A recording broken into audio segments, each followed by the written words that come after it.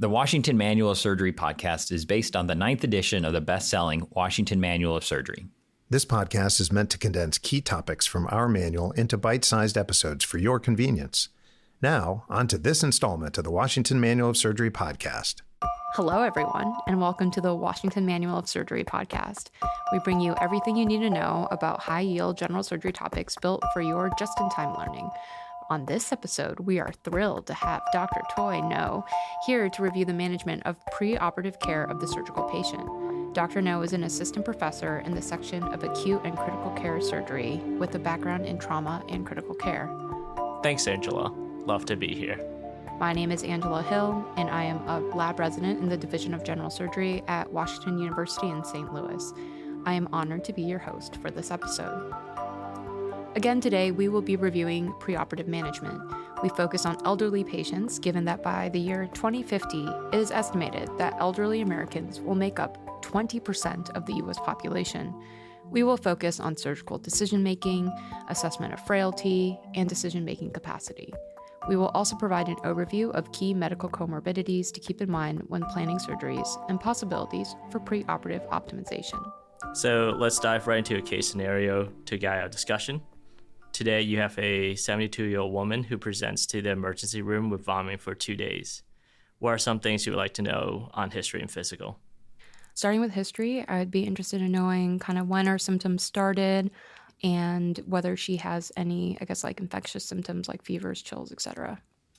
So she says that she was experiencing these symptoms, mainly nausea, 2 days ago, starting at breakfast. She tried to eat a piece of toast, but immediately felt ill and stopped. Then progressively, she continued to feel sick at lunchtime, but tried to drink some soup and threw it up again in an hour or so. Since then, she has been trying to keep Gatorade down, but she has also been intermittently throwing up as well. As far as infectious symptoms, she reports no fevers or chills. Okay. And when's the last time she had a bowel movement? Her last bowel function that she reported with a bowel movement was 2 days ago, and she says she last passed gas last evening. Okay. Does she have any medical comorbidities, and does she take any medications for them?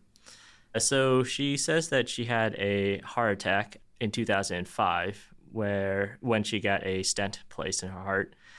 She also has COPD, hyperlipidemia, hypertension, and type 2 diabetes. For all those medical comorbidities, she takes aspirin, Lipitor, Carvedilol, metformin, Jardiance, Ellipta, and albuterol inhaler as needed. Gotcha. And has she had any surgeries? She said that she had a laparoscopic appendectomy performed in 1998 and also a laparoscopic but converted to open cholecystectomy performed in 2008. Okay, sounds good. What's her living situation like? So she lives at home with her husband, and she said that she used to take care of her husband, but her husband has a stroke 5 years ago. Since then, she hasn't been doing too well. She said that she's gained a significant amount of weight, and she hasn't really been walking for too long because of knee pain, and as well as her COPD flaring up. Nowadays, she said that she's not the most active, as she is now a retired school teacher. Okay. And on physical exam, what are her vitals looking like? So her presentation vitals demonstrate a heart rate of 102, blood pressure of 140/85, a respiratory rate of 12, and an oxygen saturation of 90% on room air. Gotcha. And I guess if I could just get a general physical exam and then a focus on her abdomen. So on general appearance, she is obese. You notice that on computer she has a BMI of 40. She is an ill-looking woman lying in bed in no acute distress. Her HENT, chest, and extremities are all unremarkable. Her abdominal exams shows some tenderness in all four quadrants to mild palpation. There's no rebound tenderness or guarding, no signs of peritonitis, and she has prior surgical scars that are well healed. At this point, is there any additional imaging or what's your next step? Yeah. So I think I'd want to get a basic set of labs and imaging. In terms of imaging, I specifically would want a CT of her abdomen pelvis with IV contrast. So as you're waiting for the labs to come back, the CT is obtained, you reviewed it, and it shows that there's a concern for possible closed-loop bowel obstruction in the right lower quadrant. There appears to be some mesenteric swirling, but no evidence of bowel ischemia. As you're waiting for the labs, what would you like to do next? I think I'd go ahead and start preparing for her to be admitted. I think, given her multiple past previous surgeries, she sounds like someone who would be likely to have a adhesive bowel obstruction, and we should first trial conservative management before moving to anything operative. So I'd want to start some fluids while she's in the ED, place a nasogastric tube, and get ready to send her upstairs. Great. She's admitted to the floor. Her tachycardia resolves with the IV fluid that you ordered. Nasogastric tube was placed, and immediately 1.7 liters of bilious effluent was evacuated. She feels significantly better later that evening on the floors with the tube in place. However, in the next 2 days, she continues to have high output from the nasogastric tube and has not passed any flatus. You discussed with her the possibility of operative management. What are your concerns about her as an operative candidate, and what would you do perioperatively? I think at our hospital, we have the luxury of being able to consult anesthesia in the inpatient setting, so I would go ahead and place that consult. She has a number of medical comorbidities that I think would increase her risk of developing postoperative complications. Those are the aspects I specifically would want both anesthesia and myself to address. Those include her cardiac function. She has that remote MI, and I realized that her risk would be significantly increased had it been, for example, in the last 6 months, but it's still something I think worth reassessing. She has diabetes. Obviously, I'd want to know how well that is controlled.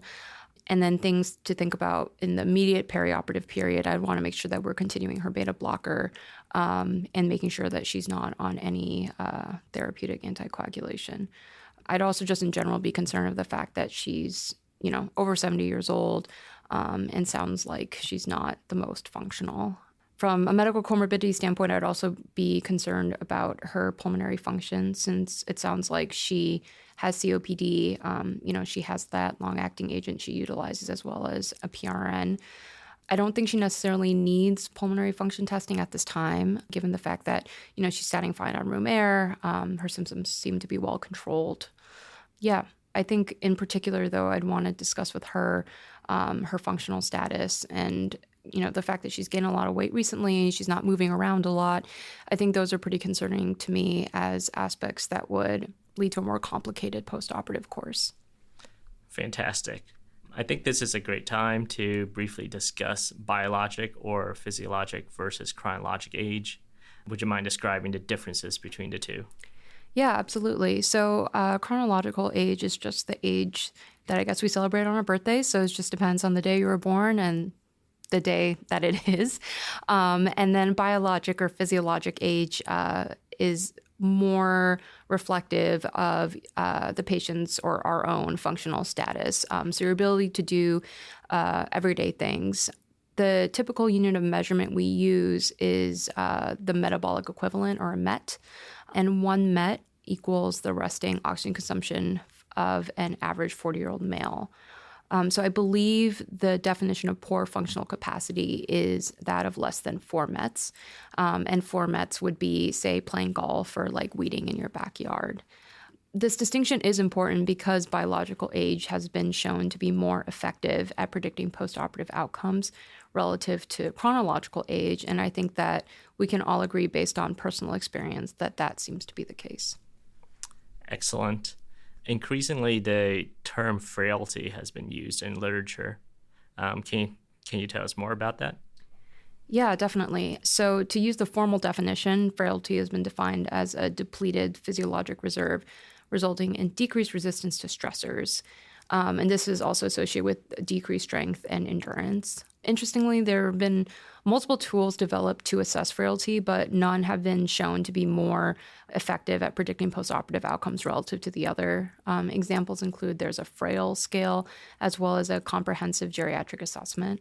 In general, though, frailty has been associated with increased postoperative complications, increased length of stay, increased likelihood of being discharged to, say, a residential care facility compared to home, as well as increased mortality. Great. Back to our patient. Fortunately, on hospital day 3, she opens up and she undergoes a water-soluble contrast test.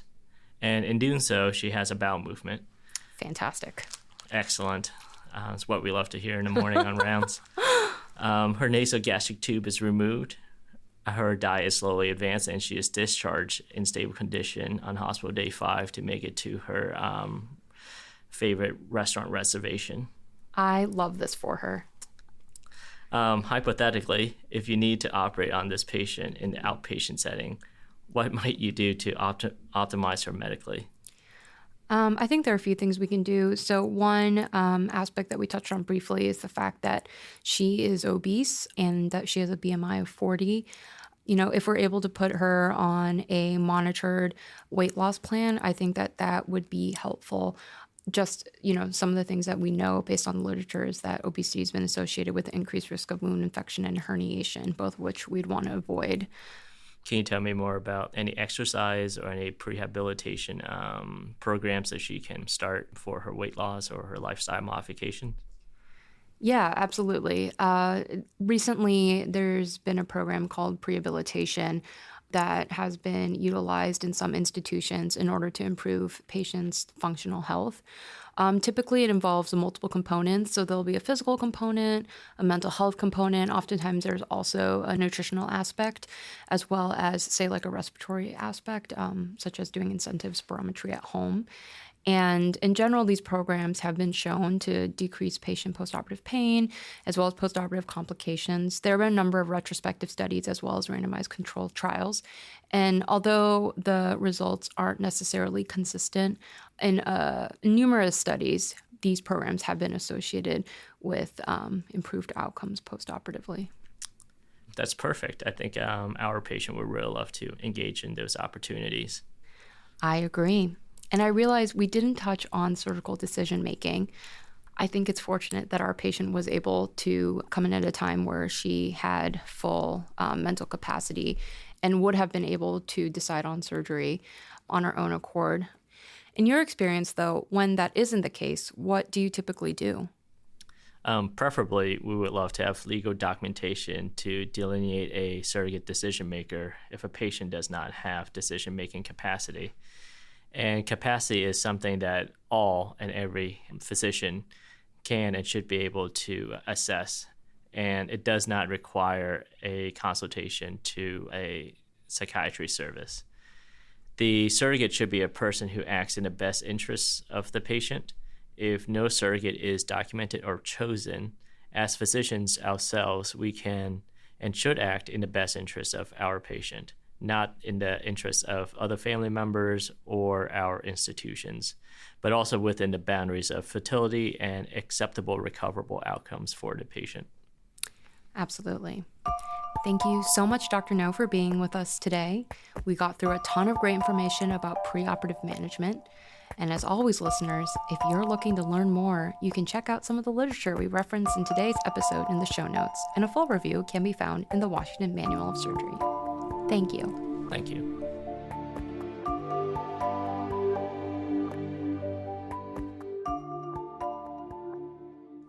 We are Drs. Paul Wise and Jeff Blatnick, senior editors of the Washington Manual of Surgery.